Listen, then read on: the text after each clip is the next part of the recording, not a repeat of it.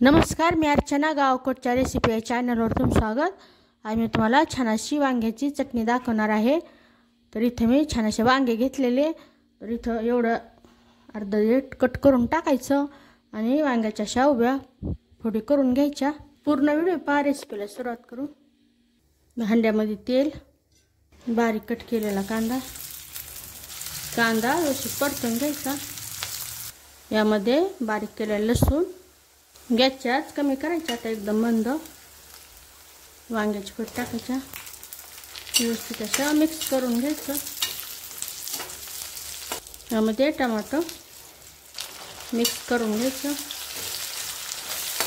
हळद टाकायची, लाल मिरची पूड, लाल तिखट. यामध्ये कोणता खडा मसाला नाही, धणे नाही, नुसतं सुक्या लाल मिरच्या दळून आणलेल्या. चवीनुसार मीठ टाकल्यानंतर व्यवस्थित असं मिक्स करून घ्यायचं. गॅसची एकदम मंद ठेवायची.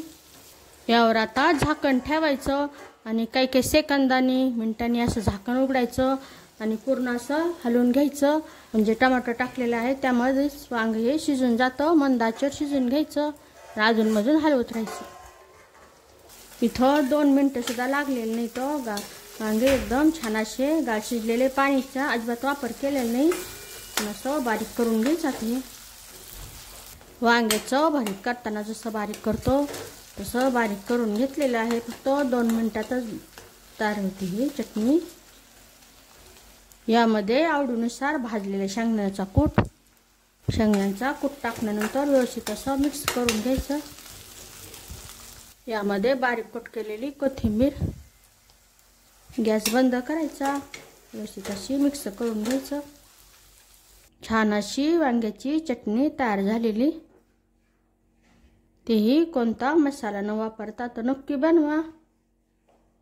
कसं झालं तेही मला कमेंटमध्ये सांगा. अशा माझ्या साध्या सोप्या पण टेस्टी रेसिपीज तुम्हाला आवडत असतील तर माझ्या चॅनलला सबस्क्राईब करा. चॅनलवरच्या बाकी रेसिपीज आवडल्या तर त्यांनाही लाईक करा.